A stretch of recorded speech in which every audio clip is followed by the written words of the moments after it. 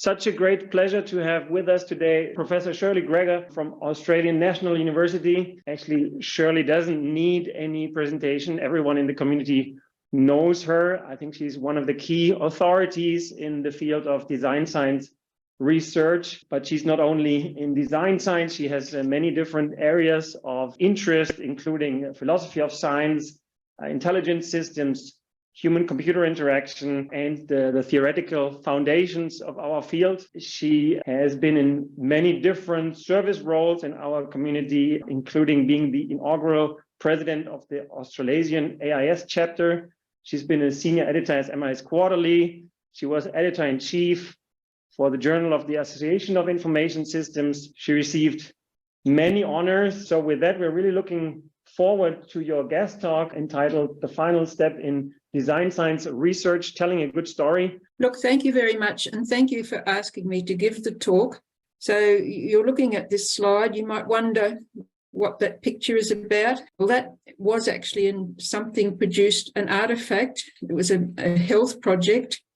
And that's the story about how rheumatic heart disease gets caused by germs. So that's a story drawn by an Indigenous child about how the warriors are killing the bad cells, the bad germs that are going to get to the heart. That is a story. That's a good story, but it's an analogy. And so what we're looking at, of course, when we're doing our journal writing, is it's good if we have something that's a bit interesting as part of our theorising, but there are other things we have to do. So an outline of the talk. So I'll look first at what do readers and reviewers want, what sort of general criteria are used for assessing an article, types of contribution, knowledge level and type, and then I've got several examples and then the discussion. So first of all, what do readers and reviewers want?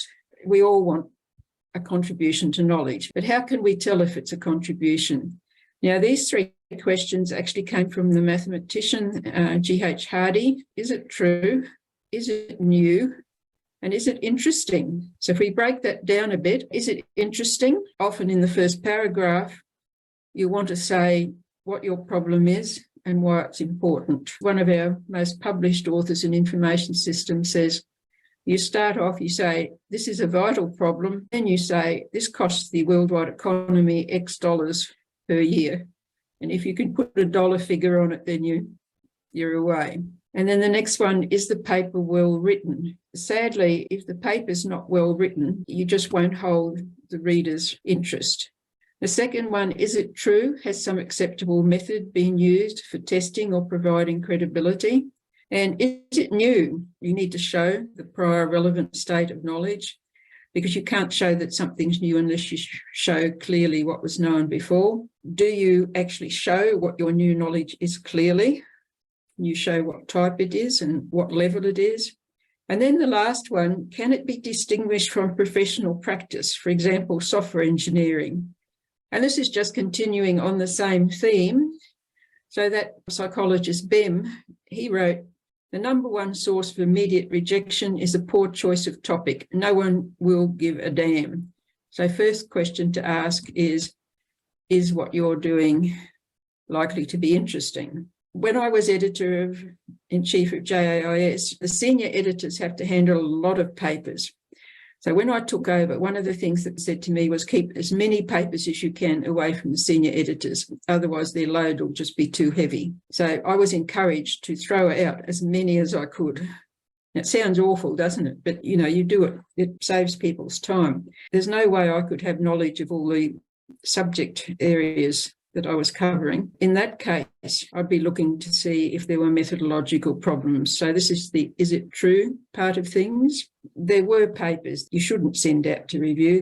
They mightn't show their instruments. There might just be actual logical flaws, sort of acceptance research. They might say that they were studying willingness to accept that the sample that they used had already adopted the thing. Some papers in design science research, again, if someone's working on a huge project or part of a huge project, there's lots of pieces. And sometimes people will try and stuff too much into one paper. There's another very famous saying, one idea, one paper. Some things about design science knowledge. So design science knowledge is how-to knowledge, prescriptive knowledge, that rather than what is knowledge. So in descriptive knowledge, you can use proposition logic, something like if X, then Y. So that's why I've got the little symbol over there. Prescriptive knowledge, you can see that there's a different logic here. In order to achieve something, do this, do this, do that. So you'd need some sort of different way of representing this knowledge. Those things is what separates design science knowledge from other knowledge. And if you haven't got something like that in your paper, it's not really design knowledge. And the other thing is, you can't necessarily get the prescriptive knowledge from descriptive knowledge in a simple manner. With this statement, if you have X causes Y, doesn't necessarily mean you have to do X to get to Y, because there could be some other way of getting to Y. From deductive logic, you can't get from this to this, not in logical terms. And that probably has things to do with implications for what you were looking at yesterday, like the derive theory. This sort of thinking can help explain why some of these things might work, but it doesn't actually show you how to get them. That's why we spend so much time and effort with our experiments, iterative development, looking to find these steps that will lead us to the thing we want in a reliable way. So design knowledge strategies, the creation strategies include induction, deduction, and abduction. Abduction's a type of disciplined imagination. So we have creativity, imagination. It's likely to be an iterative process. So the PEFAS-L methodology, which I think is a perfectly good methodology to use as a justification, does allow for this iterative development. And Gulkul's, I have seen people using his ideas of multi-grounding in papers, and that seemed quite good to me. If you want to try and explain or give your artifact some sort of basis to make it more credible in prior theory or knowledge, he talks about having theoretical, internal, and empirical grounding. Now, if you look at this painting of the butterfly on the right, why do you think I've got that painting there? This is design. So the artist probably did some things without thinking about it too much. If you drew a line through here across the bottom third of the painting, that is, I've measured it. It's very close to the golden ratio. Art actually has design principles which are pretty much universal. So we haven't got to universal design principles, but they have in art. And one of the principles is, if you design things and make use of the golden ratio, if you have the proportion of the smaller part here, the ratio of the smaller part to this segment is the same as the ratio of this segment to the whole. And it's got all sorts of interesting, if you're interested in maths, there's all sorts of interesting things. It's tied up with the Fibonacci sequence, all sorts of things. So that's a principle, but then the artist might also have consciously thought, oh, well, I've painted this butterfly, it's an orange tiger. What colours should I put as my background? And they'd think, oh, they'd go to the colour wheel and they think, oh, green goes well with orange, so I'll put green and yellow up here. That is a little bit like what we're doing in our multi-grounding. So you can have some theoretical grounding, you design principles. You can have some empirical grounding, seeing that it works. So presumably you would get feedback of all your attempts to draw butterflies. And this internal one is the idea that it should have some internal consistency. So especially if you've got some sort of mathematical basis for what you're doing, it has to be logically consistent. I've written here there are differing views about this.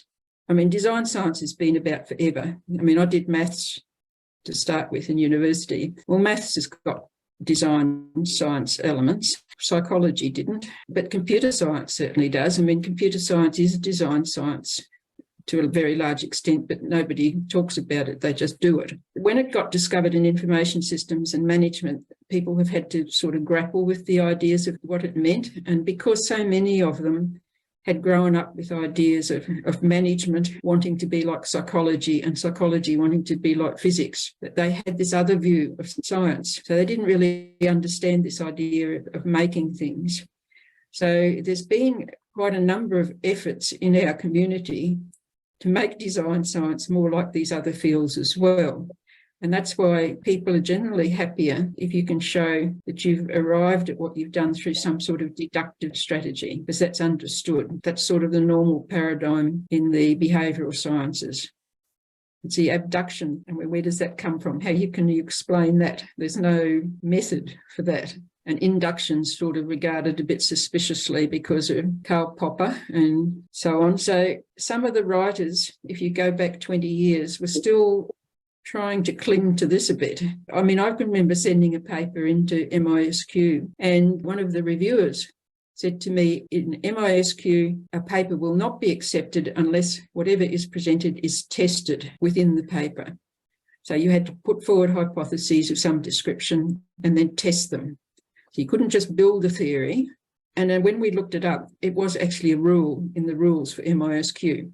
So after this, I made a complaint and they took it away because that cut out grounded theory, everything. Like grounded theories are sort of a sophisticated form of induction. Some of this will be why you've seen differing views on this. And some of the people who wrote papers in the early days, maybe they've changed their minds since. Some of them might be clinging hard to what they thought back then. So there is, some differences of opinion.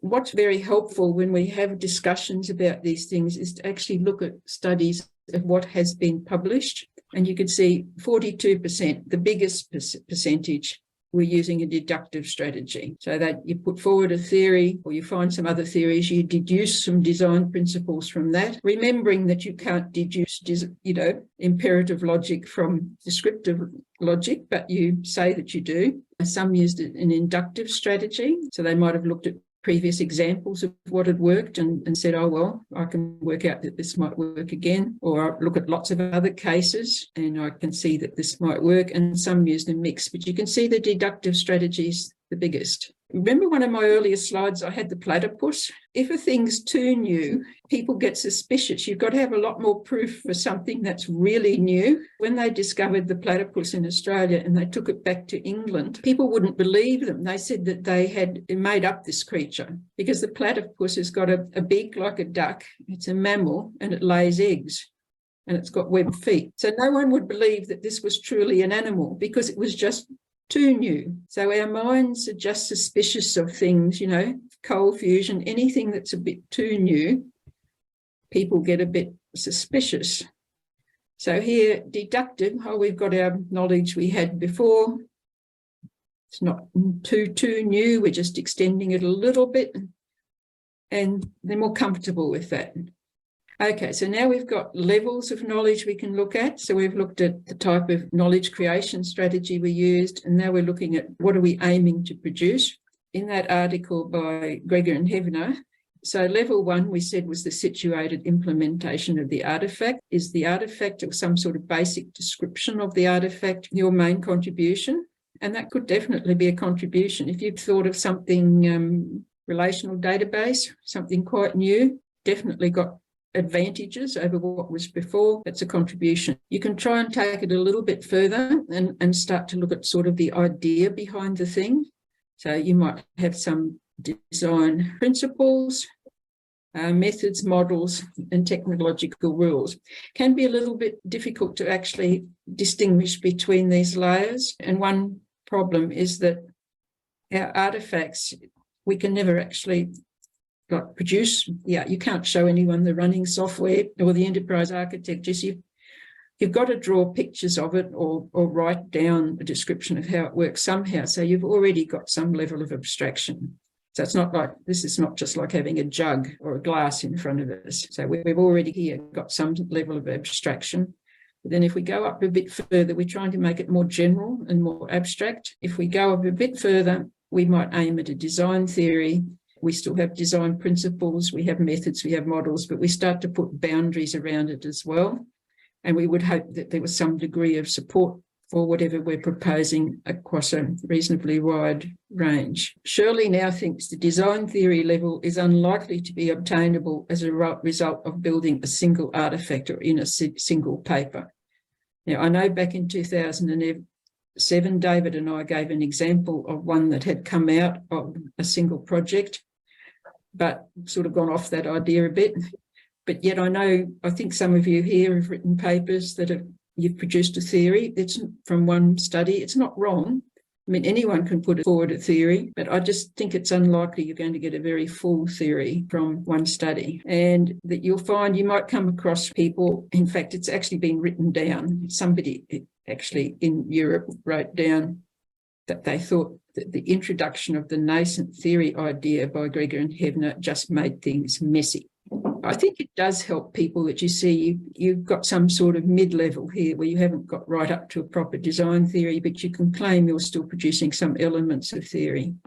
Okay, now, so if we look at the Engelert et al. Study, there's also this other one by Samuel Ojo. So you can see that the figures are maybe not all that much different, the percentage-wise. So not so many of them are at the artifact level. The big majority are at the constructs and models and principles level. And then we've got a lesser percentage again at the theory level. I'll go on. So the idea is that you've got two dimensions. You've got the application domain where you're trying to apply it, and then you've got the state of knowledge, and both of these range from low to high. If you're in an area where the application domain is very low, no one's really sort of thought of even the problem before, and the knowledge is low, you have an invention. So I've chosen here a picture of the first bicycle.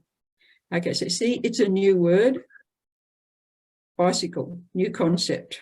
The idea that you can have two wheels and help you go faster. And then, of course, after that, people improved the bicycle in many ways. We got to know more aspects of the problem and domain, and we improved the knowledge. So the bicycle got given pedals. Exaptation means that you take a known solution and you put it into a completely different field. So again, this is a research opportunity. So here, the bicycle's being used as a source of power. And you can't really call this a bicycle anymore. It's a bicycle powered generator. Once the application and the knowledge area are well known, then you go into routine production. I've put this down here because, look, when you produce something, don't call it your framework or your artifact. Try and get a distinctive name. A good name can help you enormously.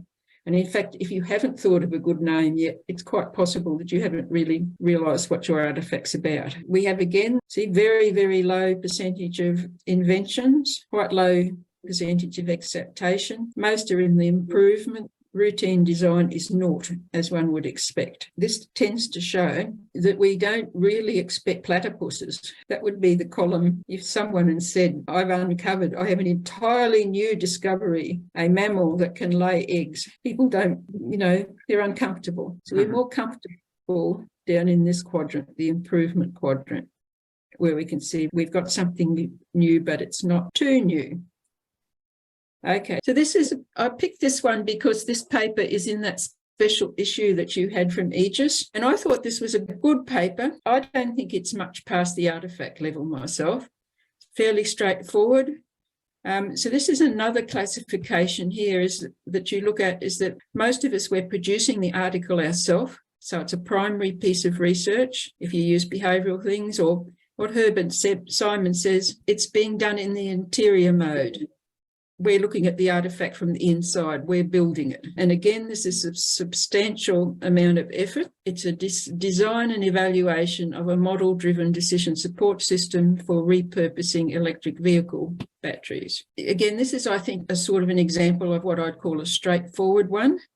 And I think it's a good one. So the introduction, it does show that it's important. So the problem is that repurposing batteries from electric vehicles, they say it's an unsolved problem, and it has economic and ecological benefits. And the research background, it's a class of decision making. They call it a bipartite matching problem. What you do is you've got your batteries on this side, your different types of batteries, and you've got places where they could be used, and you've got to match which ones belong together. Now, I have put some notes in here myself. I couldn't actually see a careful review of repurposing decision support systems in general in the paper. They claim it was exaptation report research. So they've said what they're looking at is decision support systems. Nobody has used them before for repurposing batteries. So they claim that's exaptation.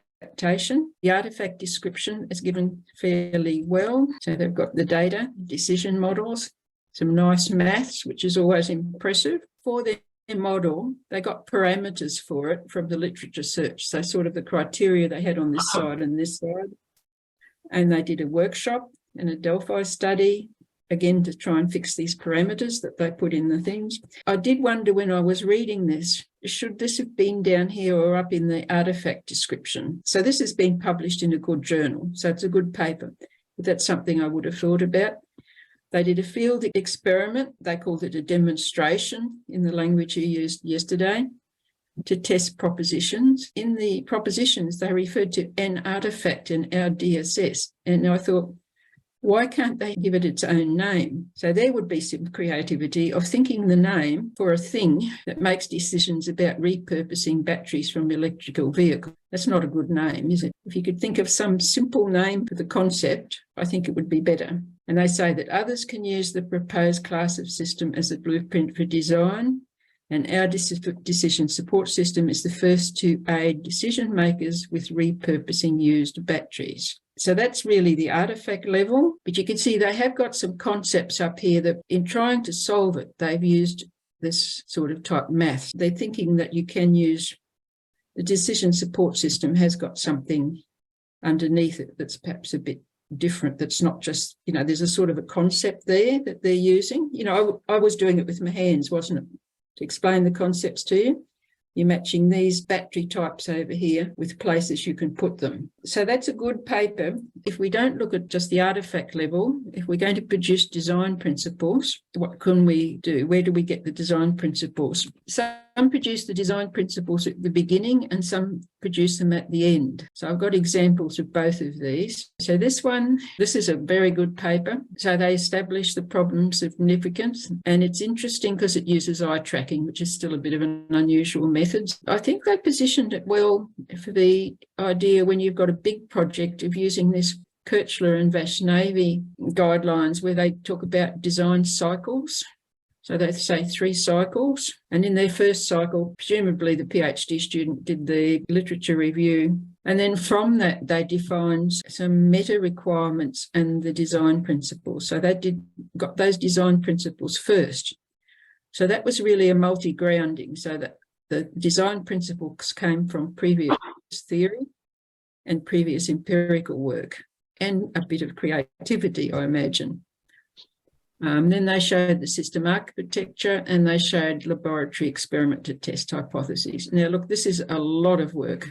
And often when you look at people doing design science research, you say, it doesn't seem fair. You go through all that effort to build the artifact, which, a lot of work, and then you're expected to do proper behavioural science experiments afterwards. Whereas our colleagues who only did behavioural science work would only do the second part. They would just take the artifact as given. So here really you're doing like 2 bits.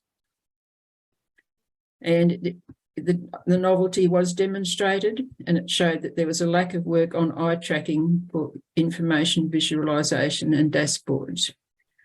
Okay, now look here. What have we got in the title? Attentive information dashboards. They captured the concept. These are dashboards that if you're using the dashboard will take notice through the eye tracking of where you're looking on the screen and maybe change. And so that name captures that. So I think that's a good example of getting a name for your class of systems. This was to show you an example of one where the design principles came afterwards. This was getting very close to what you might call professional design. So we had a project that was funded by AusAid, and the idea was to help the Bangladeshi government adopt e-government. But look, honestly, we had all that time, we got one major paper out of it at Aegis, and that took 5 cycles. That was very difficult. So that was action design research. The main point of this project was the relevance, was the impact in industry. Okay, so that was the paper that we got. It was an important problem. Now, we used the Sign et al., and I think you heard about that yesterday. It's the really our only method for action design research. It wasn't real easy. I think we had a reviewer who maybe was one of these people and we had to use certain words that they used in their method. They wanted us to stick to that method very strictly. So we had to use words like ensemble for the artifact. But look, we went ahead with that project and did it. And then if you read the paper, you'll see that we describe how we did this, that when we got right to the end, we did have our notebooks and we sat down and we said, let's think about what were the things that if we hadn't done, then the project wouldn't have worked. Again, the artifact, it was a strategy, a change strategy. So it's not a traditional artifact, it's not software. That strategy included writing a strategy document for the government, doing a training program, which is in the picture, doing a handbook and doing awareness activities. One of the principles we came up with was identify and act on the sweet spot. So find a method of maximum leverage and act on that so that you can achieve maximum effort outcomes with minimum effort. And Ahmed, through his various focus groups he'd run, said that the sweet spot there was lack of knowledge amongst government officials. So that's what we addressed. But then there were some other principles underneath that. And one of them was like, with a project like this, you must have someone on the team who is a native to the country that you're working in. We couldn't have done the project if we hadn't had Ahmed to make it work. Now, Katharina says some principles will be, that's a reasonably well-known principle, you know, from diffusion theory, that you need someone who's got homophilia with the people you're working with. So that's not a particularly new principle. And some of the other principles weren't particularly new, but we claimed that the set of them together was new. And again, the evaluation, the Winkler principle, the evaluation. The evaluation was, I mean, it's very hard to show. We said in the paper it was hard to show direct causal links from what we did to outcomes. But we had to find examples, like we'd got the government officials to come to training programs to fill out forms about the program to show their change in attitude. Ahmed went out and did follow-up interviews later on to see if people felt that their behaviour had changed, whether they'd gained new knowledge, and so on. So you can see this was not an easy paper to write. So I'm giving it to you just as an example of maybe there might be some things there that you could use yourself.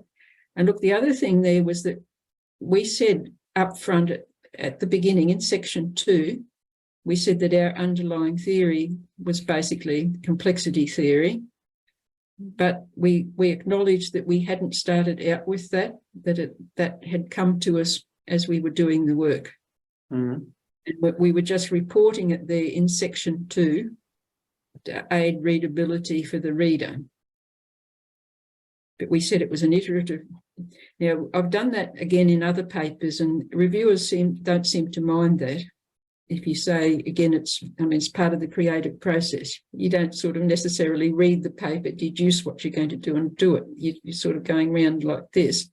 But you've got to present the story to the readers in a way that they're used to at the end, to make it easy for them. And we said there's not much design theory for interventions like this. There's a lot of work on using information technology in developing countries, but there's very little on what you call interventions. In fact, some of the people that work in this area, some people will say that they say, oh, it's all too context dependent. You can't get any general principles. That was interesting. Okay, and the last lot of examples and theory review papers. So now I'm looking at this level of design theory. Well, there's not many examples, as we saw before, of papers that are published at a theory. But if we look, this one of Daniel Moody's is a good one, a very good one. And you can see if you can get to the theory level, you're going to get high citations. I've tried to do papers where we've tried to build a theory through review and synthesis, years of work, and they've never been published. So it's difficult. What might be more achievable is to do systematic reviews or a scoping review. And the idea here is that you're not doing the systematic review as you would in some other field where you just come up with themes or whatever, but you do actually look at the mechanisms, what's in the artifact. So when you're doing the review, you can use this logic from Denyer et al., and you mentioned him yesterday. This is in management. He talks about using this logic when you're doing a review to develop design propositions. I think there should be more of this. I've been sort of attempting a bit of that in another project I'm in at the moment, an idea of a scoping review, because with a scoping review, you can review evidence of quite different types, qualitative work, whatever. But the idea is that in your review, when you do the survey, you actually look at when you analyse what you've looked at, you look at these mechanisms, the design mechanisms, the imperative logic part. So there are examples of this. So I've just picked one. This is actually from health. There's a lot of this in health because health's got that evidence-based practice. So this was one where they were looking at an overview of the evidence for the use of social media. And this is the area I'm working on at the moment, is Indigenous interventions with Indigenous communities in Australia. So they did a scoping review of peer-reviewed evidence, and you can see what they found at the end, that really there wasn't enough studies of. So this is something looking from the outside, and that's been another theme that's come up a bit, is that we've got lots of people doing the primary research, developing the artefacts, but not enough studies of them going out into the field and people observing how they're used and trying to gather the evidence afterwards of what happens to them. And that personally, I think there should be a lot more of that. So this is, I think, a good way of trying to gather that evidence, or look at, maybe a series of case studies. Okay, so just quickly, is there any opinion on this, as whether you think this might be an avenue for DSR projects? Personally, I think, we have literature review genres ranging from descriptive reviews to meta-analysis, like in the sort of behavioral areas, but I have rarely seen a review of design principles. They are derived from literature, right? But it's conceptual work. So my intuitive statement would be, if we aim for a cumulative research tradition in design science, then maybe at some point we also need more literature reviews of design principles. But as of now, maybe there's not the volume of publications that would actually propose design principles for similar areas. So probably there's not yet the need for such reviews. There's a lot more of this in medicine, so where they seem to have got more advanced in the evidence-based practice. They don't necessarily go on to the design principles. They just find evidence for whether something's worked, or sort of a suggestion that something's worked. So for example, in that, we have just done a scoping review of knowledge sharing interventions in Indigenous communities. And we end up with sort of patterns. So it clearly showed that all the ones that were successful had used a method where they understood the Aboriginal ways of knowing. And there was only one case that they reported where it wasn't successful and they hadn't used that. So you don't get like necessarily a direct design principle, but you get sort of moved towards one. Because if you see back here with this one that I said, we tried to do one back here. This is something that I was working with the people from Karlsruhe. We had terrible trouble with this. We tried to get design principles from a review, and maybe we weren't clever enough, but it didn't work. But I think this is a bit more modest, where you try and look at the patterns of what's happened. And I'm hoping, so this is just my idea at the moment, and that paper is under review, so I don't know what's going to happen to it. But I think this might be something people could try. So I'll just go on, last slide. Okay, so what I think this talk has been about has been a focus on telling the story. Some of the guidelines that we've come across are the same for research publishing in general. At a high level they are. You should think about the level and type of knowledge you're contributing. And we've given you some exemplars for primary studies with and without design principles, and for second exterior mode studies, that's review. And my own view is that our field has evolved considerably. So some of those earlier papers on guidelines, I think we've got more mature thinking now. And there's many, many mature good examples. And some of those differences in views that you might have seen yesterday, I think it's because they've been earlier thinking. That study I showed you from 2022 from the Irishman, whose name I've forgotten at the moment, but it's in the references, they sort of say that too. They can see that they've done another analysis of what's in the different categories and so on. And I think that they're showing that we're getting better. I think I speak for everybody when I say this has been really wonderful. Thank you so much for taking the time and spending your evening, our morning with us here and allowing us to benefit from your insight and your expertise and your overview of the field. Well, thank you, everybody. And look, thanks for those remarks about creativity, because that's a bit new, I think.